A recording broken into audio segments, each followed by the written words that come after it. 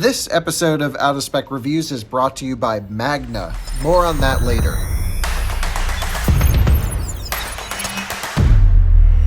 Ripping around the corner here. Squealing tires and full pedal and eco mode still gets you up and goes. That's awesome. Hello and welcome to Toyota headquarters in Plano, Texas. This is the American Toyota headquarters. And I am here today with some BZ4Xs and some Toyota Mirais, which are kind of out and about on drives off and on, but I get to spend time with both. Kyle has already driven the BZ4X and Mirai. He did extensive things with them in California. But I get to have a quick moment with them to basically do Toyota's driving electric experience. So that's what they call this, the Electrified driving experience at Toyota headquarters confidential. That's what the event's called. I unfortunately can't share the confidential things with you. I don't really know much either. They're keeping a lot of things under lock and key. But join me as I discuss some of their electrification strategy and kind of look at the two very different approaches to electrification, the battery electric BZ4X and the hydrogen power cell Toyota Mirai. So for a first look at the outside of the Mirai for myself, just wanted to give you my quick impressions before I compare it to the BZ4X over there.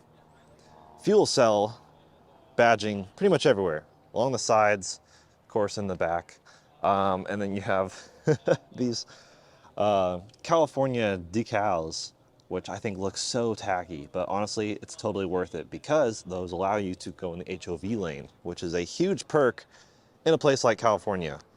But something neat about this car is it's just not blatantly clean. Like, I don't like the trend of like electric cars or other alternative vehicle cars needing to look like something really stupid and crazy. This kind of gives me the Lexus LS vibes, where it's just, you know, elegant and makes you look like you're kind of a boss. The grille is interesting, very plasticky, but that's okay. Not a lot of air intake, but I don't know how much it actually needs, honestly. Headlights are a good design. The wheels are really interesting, lots of spindles, and actually a really pretty nice finish. It's like almost chrome, but not quite. It's like the more elegant metallic chrome, if that's even a thing.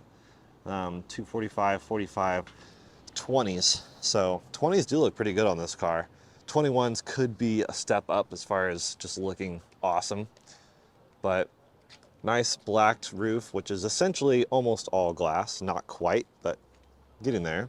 And the taillight that extends nearly all the way across the back. The Mirai badge is really cool, big fan of that design for the badge itself. And then trunk, not a powered trunk, that's a bit surprising, but seems like relatively decent trunk space. So I imagine the BZ4X will have a bit of a leg up as far as trunk capacity. And then the seats themselves, very comfortable. It is, of course, currently set in the mode where the driver's seat goes all the way back upon exit, but I can actually still fit technically. And the back seats themselves are extremely, extremely comfortable. Nice panoramic views. More or less, although the back seat is really inhibited by this giant bar right there. But the front really does look nice from back here. Charging ports, only USB-A, it's disappointing. But rear air is nice, and this huge tunnel is definitely in the way of sliding over. Like, it would be hard for me to just slide over to the other seat even. And I guess there is a middle seat buckle in case someone wants to straddle that. But then you'd be impinging on everyone else's seats. Not sure what this power button is for. Oh, there is actual seat heating and cooling back here. And adjusting of the shade temperature. Wow. Channel, track. There's a lot of things you can adjust back here. This is like Executive Car Junior. Very interesting. Well, the back's fine. Let's jump in the front and then go for a ride. Actually a really nice place to be. I mean, this feels luxurious for sure. I would say Lexus-ish, if that makes sense. Nice big Qi charger right there with not really any ventilation. The issue with Qi chargers is that the phone can just slide around like crazy And especially when there's no ridges really, I mean, there's slight ridges, but this is not going to stop your phone from moving around. And they get hot, and this is not really protected from the sun. It's in a very obvious sun hitting place. Would have been cool to have it like hidden back here, but instead it's like a black gloss thing that makes it look like there's a hole because of the reflection of the piano black. Lots of piano black everywhere. That's my one maybe gripe with this car so far. Nice Mirai badge right there with the H2O button. Interesting. I genuinely am so curious about this. So I just press the brake pedal and then press power, which is over here. Get that fired up. Mirai. Oh, that was cool. So yeah, hydrogen fuel cell vehicle. This is so intriguing. Where do I turn off the music? There we go. Love the two-tone steering wheel. I love cars that do that. And of course, the interior feels very open and spacious. Huge glass roof. Of course, it's interrupted by this big beam thing here. So not like a panoramic glass roof. Very nice kind of frameless mirror.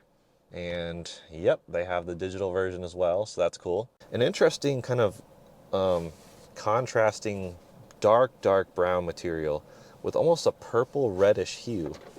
That's fascinating. All USB-A. That's gonna knock that briefly. And let's see, drive mode.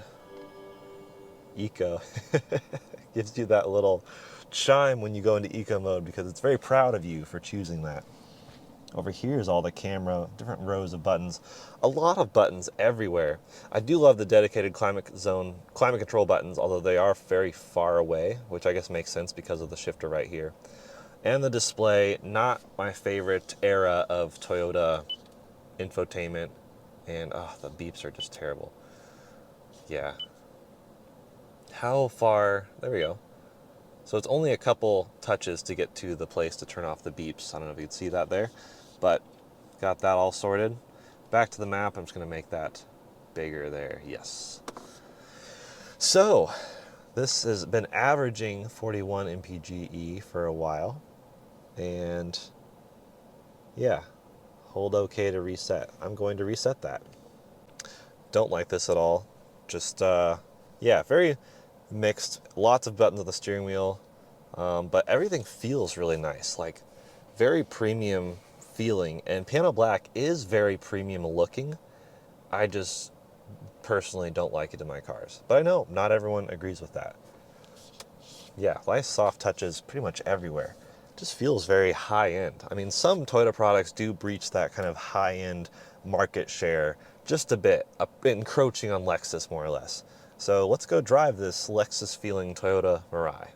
This episode is proudly brought to you by Magna. Magna is a mobility technology company that is super unique because they touch every aspect of almost every car in the market, especially a lot of electric vehicles, and they even can produce vehicles from the ground up. Now, you may remember I shot a series just recently testing some of their new electric vehicle powertrains, so stay tuned for a lot of Magna content to come. We're going to be going in depth with some really interesting topics with these guys, and Out of Spec wants to thank Magna for sponsoring this review and tons of other videos to come right here on Out of Spec. We look forward to working with Magna to define and find out what the future of mobility looks like. Oh, driving the Toyota Mirai. Immediately, very luxurious experience. I mean, this feels just very Lexus, which is interesting. I mean, kind of like the Venza, actually. What it reminds me of, the Venza felt pretty premium for being a Toyota, but then again, it's hard for the brands that have a premium and a standard brand, because what can you do to take away from the premium brand? How do you avoid that? Quick acceleration right there.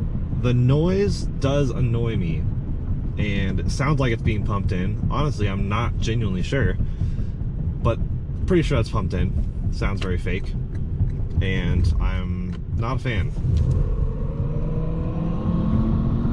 It's intriguing, but it's not my favorite. Anyways, the ride quality is superb. NVH is really good. I hear no creaks or rattles. The outside seems to be outside, just that. It's just very subdued. It really floats around. The suspension is so nice. Kyle did a much more in-depth video of this, but it's just proper.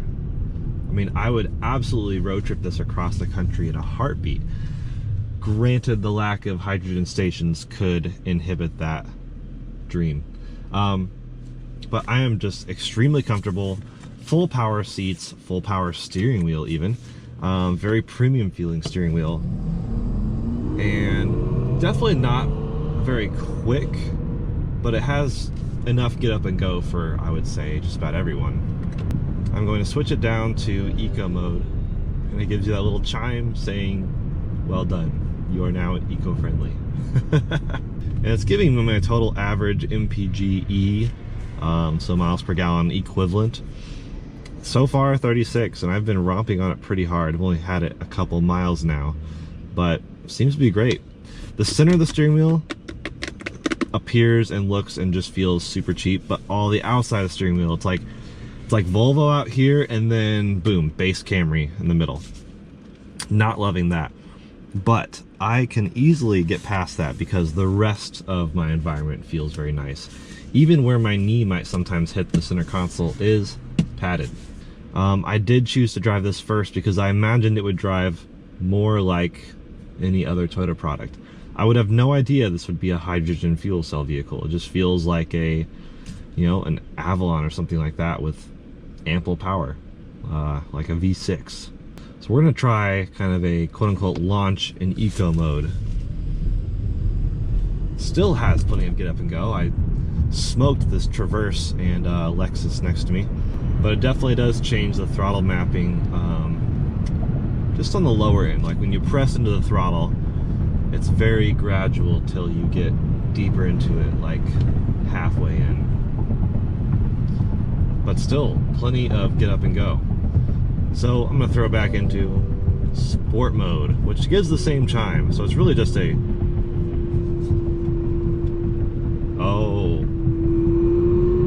so sport mode gives you a lot more of those noises that I don't love.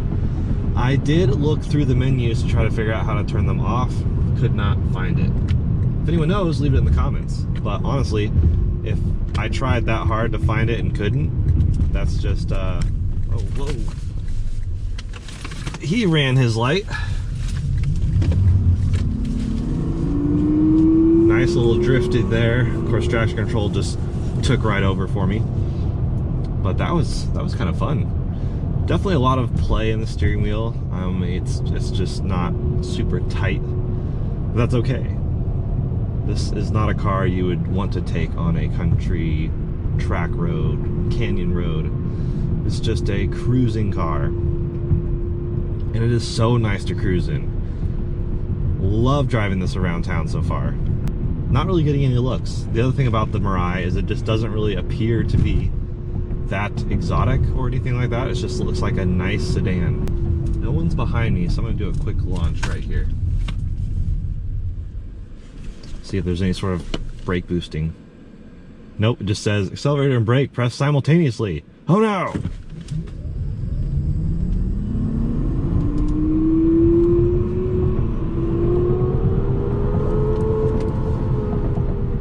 Yeah, so definitely nothing remotely resembling a sports sedan. Yeah, this has no party tricks whatsoever as far as acceleration to show your friends. That's where I imagine the BZ4X will differentiate itself. Oh, there we go. Now lane centering says it's active. And so far it's working pretty well. Let's bump up that speed here. Now in normal mode, just seeing how that works. Pretty fine. Cruise control's back on.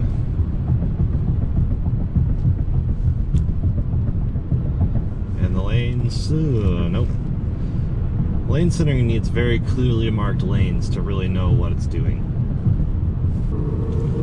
And back onto more of a highway situation here. Yeah, just don't love that sound.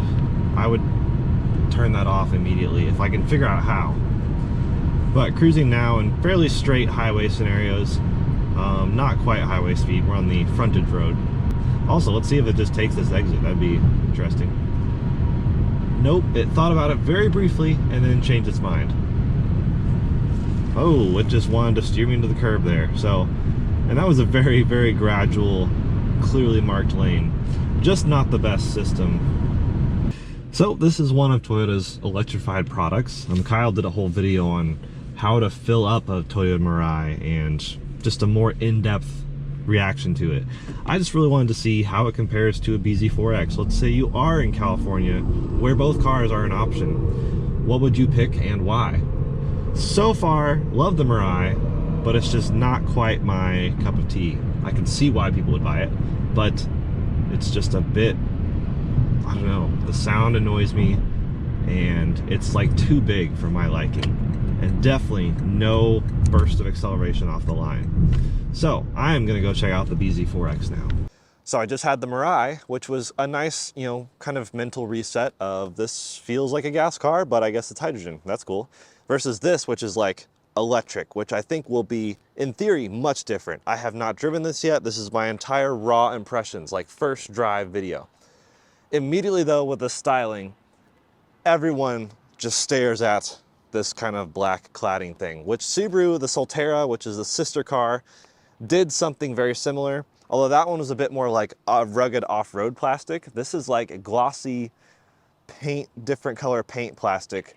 And I don't think I like this as much as the Subaru. I'm not sure, I'm really on the fence. I think Lexus did it properly with the RZ. This just looks a bit funky to me, a bit thick around the edges here.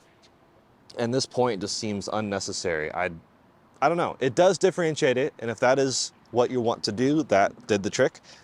Interesting take on the grille as well. There's a small grille at the bottom there for actual induction, getting cooling in, but the rest is just kind of a big front plane, which kind of like the Rivian, I would think would just eat up rocks and you would destroy your paint.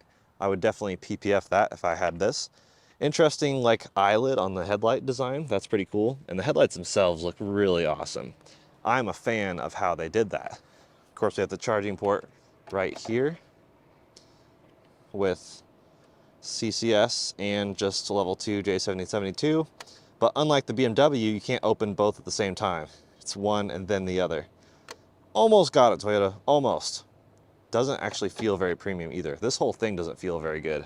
I don't know if you can tell. This may be pre-production, that's a caveat. I'm not positive, so I'm not going to say they completely messed it up, but that is something they should maybe note for the next model year if this is final production. Nice wheels.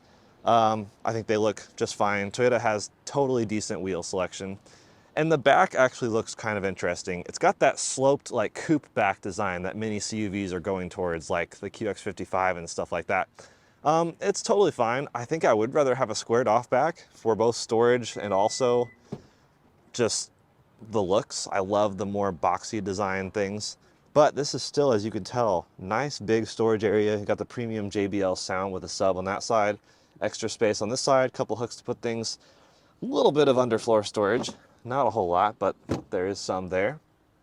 Of course, the privacy cover. So nice power trunk. That's a power lift gate. Very nice. And interesting taillight design. Toyota just seems to do all sorts of things with their taillight, where it kind of does this weird shape. The bar all the way across the top looks good, and the BZ4X logo, which is interesting. The all-wheel drive badge. So this is, yeah, I'm gonna go take this out. Let's look at the interior really quick before we do that, because that's another interesting thing with this car. I'll start with the back seat, just like I did with the Mirai. And sitting behind myself, plenty of legroom. And just like the Mirai, this thing kind of blocks the real view of the panoramic roof. So it's not fully panoramic, but it is more sight lines than the Mirai. Maybe that's just because this roof is up a little bit higher. But I'm just fine back here. Heated rear seats, no ventilated rear seats, although they appear to have like the ventilation holes, so that's a bit disappointing. Nice spot for a phone. This is a really good center console. I like that implementation. Of course, beverages holders there. This, I guess, oh, that slides back and forth. Okay, so yeah, pretty decent back seat. Of course, lots of piano black everywhere there. Don't like that, as you know, but I know everyone is different. Getting in the front seats, more piano black on the door immediately, but this seat, oh, it's nice and cool. I have the seat cooling turned on. Very interesting here. Let's throw this on the wide angle. Yeah, so my eyes actually sit right here, if you can see that, so I can just see over the steering wheel to the column, which is an interesting take. Perform auto off? No, not now. So yeah, unlike most cars where you look at through the steering wheel to see the gauge cluster, this one is over top and it's extended back with these really bad feeling plastic arms. I think it looks terrible, but after driving just 100 meters to get over here, I actually don't mind it. It's almost like gauge cluster meets heads-up display. Instead of duplicating information, it's all in one place. And it's easier to see instead of looking all the way down a normal gauge cluster. And it's not on the windshield like the heads-up display. So very interesting. Of course, Toyota's new infotainment, which is gradually being rolled out to all their cars, much needed. The Mirai, I don't think I mentioned that in that part, but I really hate its infotainment. This one, so much better, quite responsive, and where do I delete or turn off the screen beep? There we go. First thing I do pretty much in every car. I just don't like it. But what I don't love is all these capacitive buttons. Granted, I will take that over having the climate control inside the screen. I like having a dedicated space for it. But I just don't love interacting with it. Not my favorite. And then the interesting drive selector, which is push, and then you press drive or reverse, and you can hear the Toyota choir behind you. Very nice cameras, although the Mirai had very nice cameras too. Put that back in park. And everything's just easily accessible. So unlike the Mirai, which had a toggle switch for drive mode, this has Eco mode or X mode, and that appears to be it. No actual sport mode, as far as I can tell. But yeah, nice storage pockets down here. This one has USB-C, so it has gone into the future. And a couple blanks over here, so theoretically there's a couple options that are missing. But I like it. So way less piano black on the steering wheel, but piano black is everything right here. And this is an interesting little garage door thing for your Qi wireless charger. A fairly non-slip pad, although I don't know if that would work that well. And I don't know if this will keep my phone warm or cool, because wireless charging just makes your phone so hot. So I'm going to test that out and see how it works. USB-A there, which is interesting. And does this even open? Oh yeah, it does. A little bit of storage there. So anyways, so that's it for a quick interior impression. Let's go drive this thing. Right, BZ4X all-wheel drive. First of all, this top-down camera where it deletes the car is so cool. Anyways, ripping it right out of the Toyota HQ. This is pretty good. Way faster than the Mirai. It's funny, I don't know why I'm even doing this comparison video. It's really just an example of each car and each implementation of alternative fuels. No one is cross-shopping these vehicles. Some people want the more luxurious feel of the Mirai, and there is a little bit of an edge of luxury in that car. This just feels a bit younger and spicier. Threw it into full power right there. Definitely not, you know, blow your socks off power,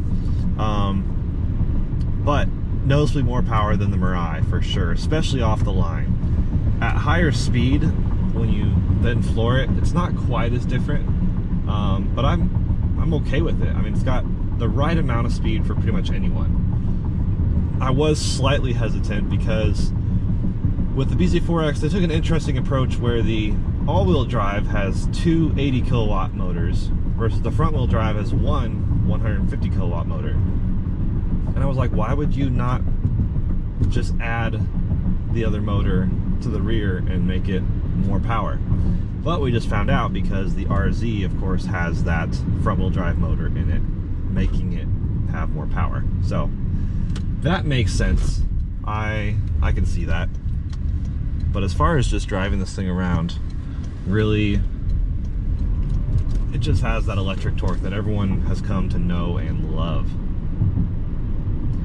And the gauge cluster, actually, I'm liking it way more than I thought. Who would have thought I would dislike peering through a steering wheel at something? So this is kind of an interesting, fresh approach, and I really do like it. The dash material itself is nice. It's kind of an interesting, like, cloth laid over plastic is kind of how it feels. So it's not like plushy, but it is technically soft touch. And it's an interesting approach. Mustang Mach-E did something kind of similar with theirs. I just like the fresh thinking that people are doing. And every time I slow down, it turns on the camera, I guess. Not really sure why, but it is showing me the front line, which lets me know exactly how close to the line I am. That's cool. That is actually super nifty. I'll turn on brake hold, so you press the accelerator down further and it will hold it properly.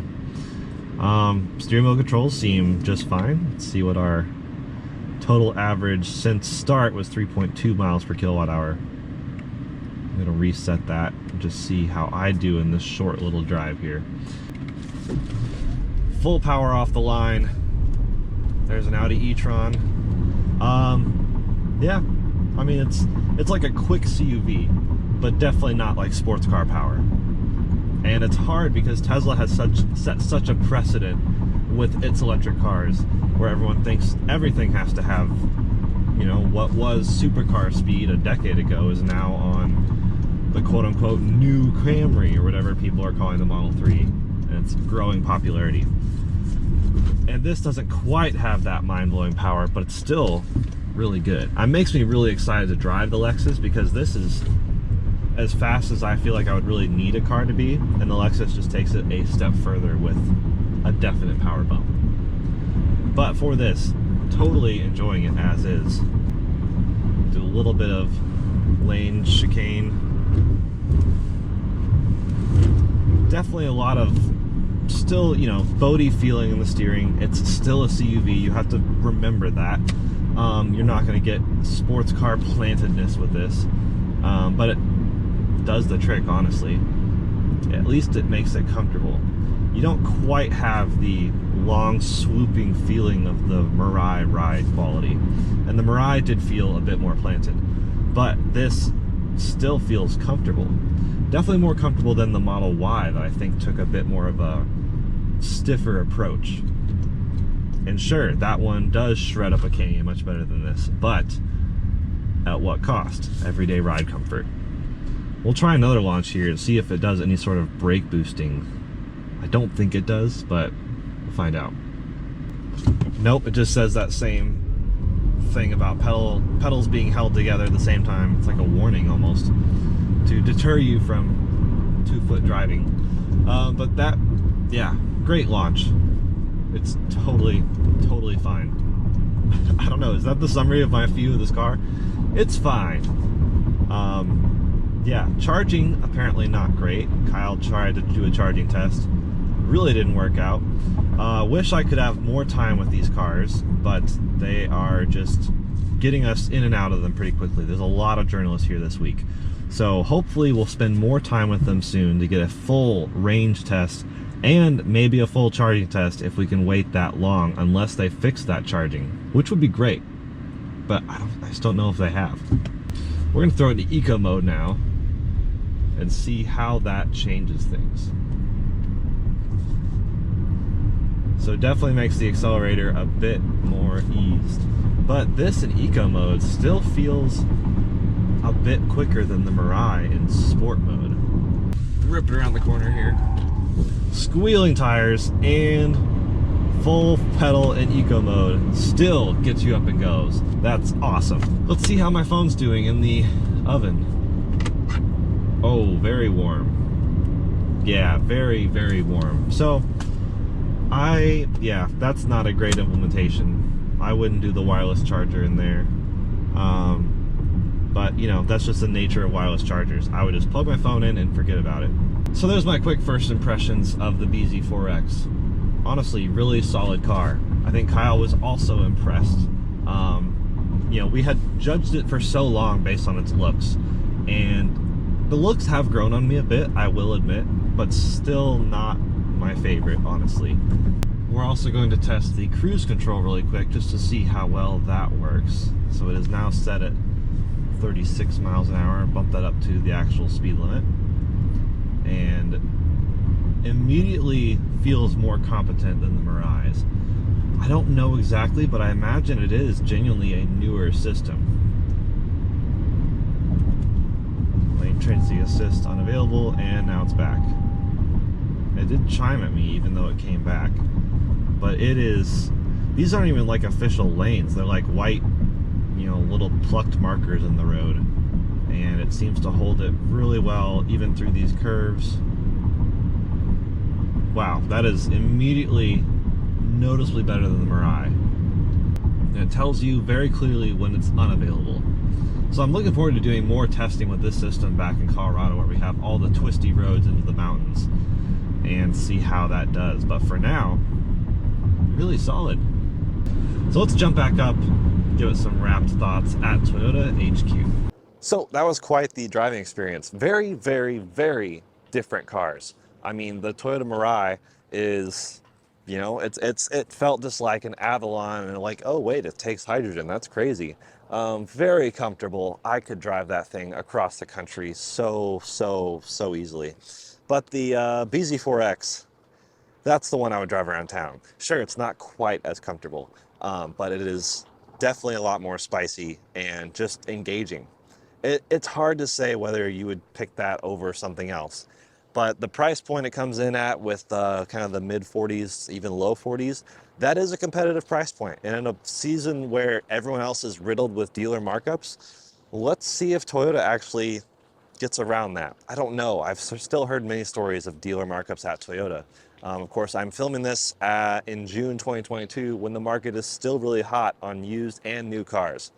But yeah, this is just a glimpse at Toyota's electrification strategy. Almost all their lineup is hybrid, or plug-in hybrid, or battery electric, or hydrogen, at least with each segment. You know, there's a gas Corolla, but there's also the hybrid Corolla. So they really have taken that hybrid to the next level. And that's what they're known for. The Prius was such a big deal when it came out, and it was Toyota basically spearheading the hybrid landscape. Whereas now it seems like they're introducing an electric car behind the rest of the world. And from what Kyle could tell when his charging experience, didn't even charge very well. So I don't know why they're so behind. So thanks for joining me at Toyota HQ. Hope you enjoyed the brief look at these cars and the roads of Plano, Texas. Anyways, see you guys in the next one. Bye-bye.